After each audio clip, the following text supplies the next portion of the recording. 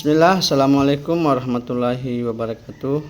Perkenalkan, nama saya Jack Akbar, mahasiswa Pasca Sarjana Universitas Sains Islam Al-Mawaddah Warahmah Kolaka semester 2. Pada kali ini saya akan mereview mata kuliah studi pemikiran Islam yang mana hal ini menjadi tugas ujian setengah semester.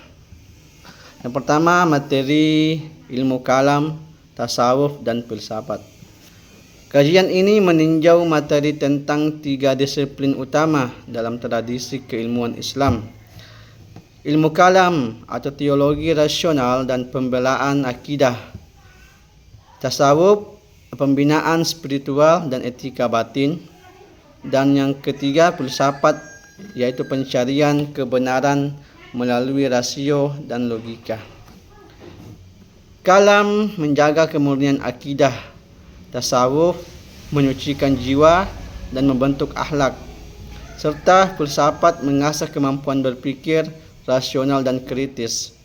Pendekatan materi bersifat sistematis, definisi, konsep, ruang lingkup, serta relevansi kontemporer. Latar dan signifikasi. Alasan kelahiran ilmu. Ketiga disiplin lahir dari kebutuhan umat untuk memahami agama secara tekstual, rasional, dan spiritual. Masing-masing menawarkan metode berbeda namun saling melengkapi. Fokus materinya berupa materi yang menekankan pada fungsi, yaitu kalam, pembelaan akidah, tasawuf, pembersihan batin, serta filsafat, pengembangan rasio. Definisi ilmu kalam yaitu disiplin yang membahas persoalan ketuhanan dan akidah menggunakan dalil nakli, yaitu Al-Quran dan hadis, serta dalil akli, yaitu rasio atau akal. Juga dikenal sebagai ilmu tauhid, usuluddin atau ilmu akidah. Konsep dasar ini meliputi tentang tauhid, iman, sifat-sifat Allah, takdir versus kebebasan manusia. Kalam menggunakan argumen rasional untuk mempertahankan keyakinan serta menyusun sistem teologi yang koheren. Adapun ruang lingkupnya yaitu pembahasan tradisional mencakup ilahiyah atau ketuhanan, nubuat atau kenabian, ruhaniyah atau jiwa dan ruh, dan sam'iyat atau nas. Fokusnya sistematik dan tekstual, namun perlu dikaitkan lebih kuat dengan isu sosial modern saat ini. Filsafat dari philo atau cinta atau sophia atau hikmah didefinisikan sebagai kajian rasional tentang hakikat kebenaran yang meliputi epistemologi, ontologi, metodologi, etika, dan demarkasi ilmu. Dalam konteks Islam, filsafat berperan mengintegrasikan akal dan wahyu, membantu menjawab pertanyaan kosmologis dan epistemik. Adapun epistemologi yaitu bagaimana kita mengetahui sesuatu batas akal dan wahyu. Sedangkan ontologi yaitu hakikat eksistensi Tuhan, alam, dan manusia. Dan etika dan metodologi merupakan dasar yang normatif tindakan manusia dan metode ilmiah filosofis. Definisi dan tujuan. Tasawuf yaitu disiplin yang menekankan tazkiyatun nafs atau penyucian jiwa, pembinaan akhlak, pendekatan diri kepada Allah, fokus pada pengalaman batin dan praktik-praktik spiritual dan etika pribadi. Konsep sentral yaitu konsep utama meliputi zuhud, sabar, tawakal, ikhlas, dan pembinaan hati. Praktik konkret yaitu zikir, muraqabah, bimbingan mursyid dan murid. Adapun materi yang kedua yakni kalam Ahlussunnah wal Jamaah, Mu'tazilah, Syiah, Murji'ah, Jabariyah, Mujassimah, dan Qadariyah. Pada materi ini membahas berbagai aliran dalam ilmu kalam, yaitu Ahlussunnah wal Jamaah seperti yang disebutkan tadi, yang mana materi ini meliputi sejarah munculnya aliran tersebut, tokohnya, serta pokok pemikirannya dalam memahami memahami persoalan akidah dan hubungan manusia dengan Tuhan. Ahlussunnah wal Jamaah merupakan golongan yang berpegang pada Al-Quran, hadis, dan mengikuti pemahaman para sahabat Nabi. Penulis juga menjelaskan bahwa aswaja berkembang melalui pemikiran Imam Abul Hasan al-Asy'ari dan Imam Abu Mansur al-Maturidi. Mu'tazilah juga merupakan aliran yang sangat mengutamakan akal dalam memahami agama. Aliran ini muncul dari pemikiran Wasil bin Atah. Mu'tazilah memiliki pandangan tentang keadilan Tuhan dan kebebasan manusia. Pada pembahasan ini cukup baik karena menunjukkan bahwa Mu'tazilah berusaha memahami agama secara rasional dan logis. Kemudian Syiah muncul akibat persoalan politik mengenai kepemimpinan setelah wafatnya Nabi Muhammad sallallahu alaihi wasallam. Selanjutnya Murji'ah berpendapat pelaku dosa besar tetap dianggap mukmin dan penilaiannya diserahkan kepada Allah Subhanahu wa taala pada hari kiamat. Selanjutnya aliran Mujassimah, yaitu kelompok ini memahami sifat-sifat Allah secara literal hingga menyerupakan Allah dengan makhluk. Kemudian aliran Jabariyah, yaitu manusia tidak memiliki kebebasan dalam bertindak karena semua sudah ditentukan oleh Allah Subhanahu wa taala. Yang terakhir yaitu Qadariyah. Hal ini membahas tentang manusia memiliki kebebasan dan tanggung jawab penuh atas perbuatannya. Perbedaan dari aliran ini yaitu ada yang lebih mengutamakan akal, ada yang lebih menekankan pada kekuasaan Allah, ada yang mengambil posisi moderat di antara keduanya. Kemudian materi yang ketiga yaitu pemikiran ilmu kalam al-Asy'ari dan al-Maturidi. Ilmu kalam membahas akidah secara rasional untuk menjawab tantangan internal dan eksternal. Tokoh penting dalam aliran ini yaitu al-Asy'ari dan al-Maturidi, yaitu perumus teologi al-sunnah yang moderat. Hakikat ilmu kalam merupakan disiplin ilmu yang merumuskan dan serta mempertahankan akidah dengan dalil nakli dan akli, yang mana berfungsi sebagai menjembatani wahyu dan akal. Apologetika menjaga kemurnian akidah serta relevan untuk masalah kontemporer dan pembentukan sikap yang moderat. Imam Abul Hasan al-Asy'ari lahir di Basrah pada tahun 260 Hijriah atau 873 Masehi. Awalnya murid Mu'tazilah, lalu kembali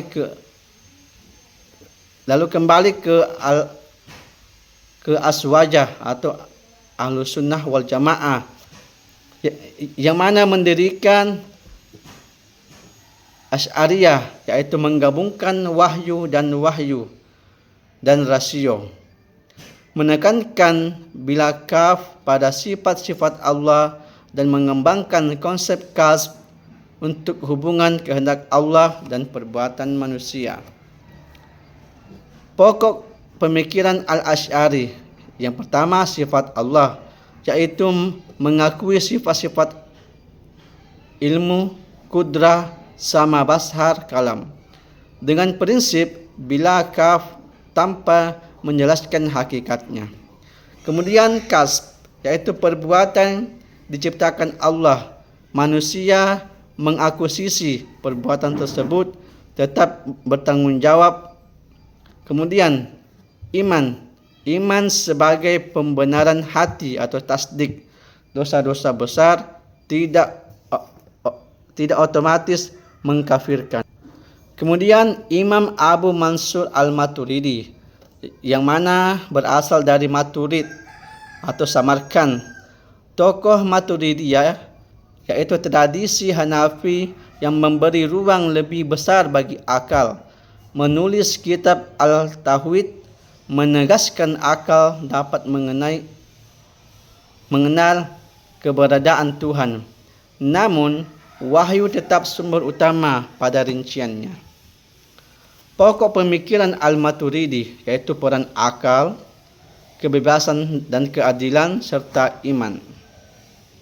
Adapun perbandingan penggunaan akal pada Al-Asy'ari, sifat Tuhan, perbuatan manusia, dan kesepakatan. Kemudian kita menuju pada materi keempat, yaitu pemikiran ilmu kalam Imam As-Sanusi, Imam Al-Baqillani, Sayyid Muhammad Ibnu Taimiyah, dan Muhammad bin Abdul Wahhab. Materi ini membahas tentang pemikiran beberapa tokoh penting dalam perkembangan ilmu kalam. Imam As-Sanusi, beliau merupakan ulama besar yang terkenal dalam bidang tauhid dan ilmu kalam. Imam As-Sanusi menekankan pentingnya memahami akidah secara rasional dan tidak hanya sekedar ikut-ikutan. Pemikiran beliau mengenai tauhid, sifat 20, pentingnya penggunaan akal dan memperkuat keyakinan. Imam Al-Baqillani merupakan tokoh penting dalam pengembangan teologi Asy'ariyah setelah Imam Al-Asy'ari. Beberapa pemikiran beliau seperti penggunaan dalil rasional dalam mempertahankan akidah, konsep kasb, teori atom atau al-jawhar al-fard, dan kemujizatan Al-Quran. Kemudian imam yang ketiga yaitu Sayyid Muhammad. Sayyid Muhammad menjelaskan pemikiran beliau dalam bidang akidah dan pembaruan dalam pemahaman Islam. Sayyid Muhammad menekankan pentingnya kembali kepada Al-Quran dan hadis dalam memahami agama. Kemudian Ibnu Taimiyah, beliau merupakan ulama yang sangat menekankan pemurnian akidah dan kembali kepada Al-Quran serta Sunnah. Ibnu Taimiyah mengkritik perihal praktik bid'ah, taklid yang berlebihan, serta penggunaan filsafat yang dianggap berlebihan dalam agama. Yang kelima, Muhammad bin Abdul Wahhab. Beliau merupakan tokoh yang melanjutkan semangat pemurnian akidah seperti Ibnu Taimiyah.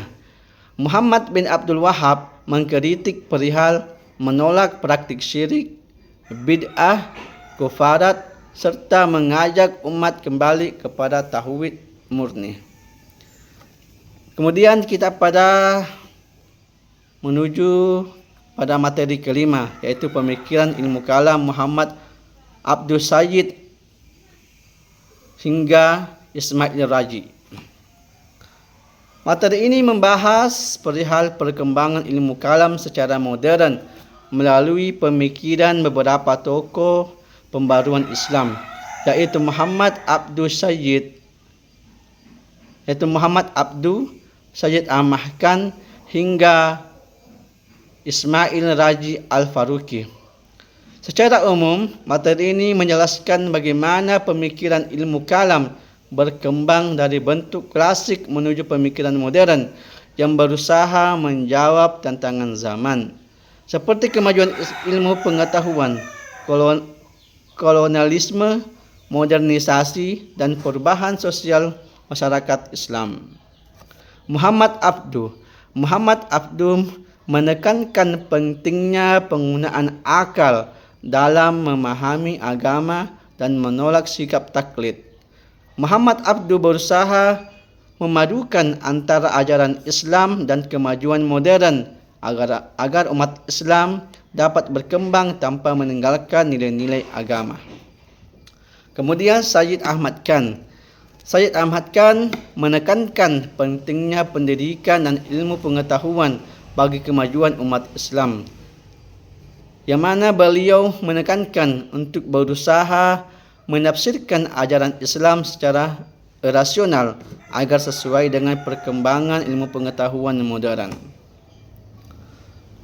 Kemudian Muhammad Iqbal merupakan tokoh yang menekankan pentingnya kebebasan berpikir dan dinamika dalam Islam. Muhammad Iqbal mengajak umat Islam untuk membangun kembali semangat ijtihad agar Islam tetap berkembang sesuai perubahan zaman. Kemudian Hasan Hanafi mencoba mengembangkan pemikiran Islam yang lebih kritis dan kontekstual terhadap kondisi masyarakat modern. Hasan Hanafi menekankan pentingnya menjadikan Islam sebagai kekuatan sosial dalam menghadapi ketidakadilan dan masalah kemanusiaan. Kemudian Sunan An-Nasa'i dan At-Tirmizi yang mana ketat dan komprehensif. Ismail Raji Al-Faruqi terkenal dengan gagasan Islamisasi ilmu pengetahuan. Ismail Raji berusaha menghubungkan ilmu modern dengan nilai-nilai Islam agar umat Islam tidak terpisah dari ajaran agamanya dalam perkembangan ilmu pengetahuan dan teknologi. Kemudian kita beralih pada materi yang terakhir, yaitu materi ke-6 tentang filsafat pra-Islam Eropa dan Cina. Filsafat pra-Islam di Eropa adalah perkembangan pemikiran filsafat yang muncul di wilayah Eropa, khususnya di Yunani kuno. Sebelum berkembangnya filsafat Islam, filsafat ini lahir sekitar abad ke-6 sebelum Masehi di Yunani dan menjadi dasar lahirnya filsafat Barat modern. Sebelum munculnya filsafat, masyarakat Yunani menjelaskan berbagai fenomena alam dengan mitos dan cerita tentang dewa-dewi. Petir dianggap berasal dari kemarahan dewa Zeus, gempa bumi dianggap akibat kekuatan dewa laut, dan berbagai kejadian alam lainnya dijelaskan secara metodologis. Namun para pemikir Yunani mulai mempertanyakan penjelasan tersebut. Mereka mencoba mencari jawaban dengan menggunakan akal, pengamatan, dan logika. Perubahan cara berpikir dan dari mitos menuju rasio inilah yang menjadi awal lahirnya filsafat Barat. Karena itu Yunani dikenal sebagai tempat lahirnya filsafat Barat. Latar belakang munculnya filsafat Yunani, yaitu munculnya filsafat di Yunani dipengaruhi oleh beberapa faktor. Yang pertama, letak geografis Yunani yang strategis. Yang kedua, kebebasan berpikir. Yang ketiga, berkembangnya ilmu pengetahuan dan seni. Yang keempat, ketidakpuasan terhadap mitos. Kemudian, periode perkembangan filsafat Yunani. Yang pertama, periode Prasokrates, Thales, Anaximander, Anaximenes, Heraklitus, kemudian Pythagoras, Demokritus. Kemudian filsafat Islam di Cina. Latar belakang filsafat Cina berkembang sekitar abad ke-6 sebelum Masehi pada masa dinasti Zhou. Pada masa tersebut kondisi politik Cina mengalami kekacauan akibat perang antar negara kecil, perebutan kekuasaan, dan melemahnya pemerintahan pusat. Keadaan ini menyebabkan munculnya berbagai pemikir yang berusaha mencari solusi untuk menciptakan ketertiban kedamaian dan keharmonisan masyarakat dalam masyarakat. Berbeda dengan filsafat Yunani yang lebih banyak membahas tentang asal-usul alam semesta dan rasio, filsafat Cina lebih menitik beratkan pada persoalan moral, etika, kehidupan sosial, serta hubungan manusia dengan alam. Oleh karena itu, filsafat Cina dikenal sebagai filsafat yang bersifat praktis dan berorientasi pada kehidupan sehari-hari.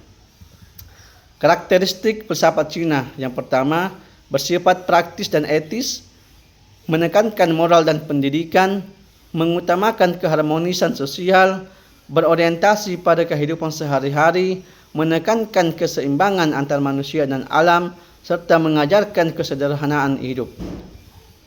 Adapun tokoh-tokoh di filsafat Cina, yang pertama Kongfuce, yang kedua Lao Xi, dan yang ketiga Mencius. Kemudian pengaruh filsafat Cina.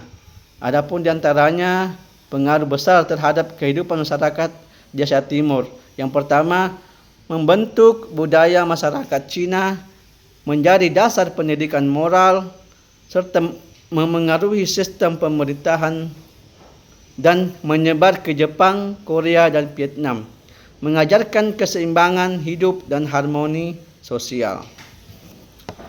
Pengertian filsafat Islam. Filsafat Islam adalah pemikiran filosofi yang berkembang di dunia Islam dengan berlandaskan Al-Quran dan hadis, serta menggunakan akal sebagai alat berpikir.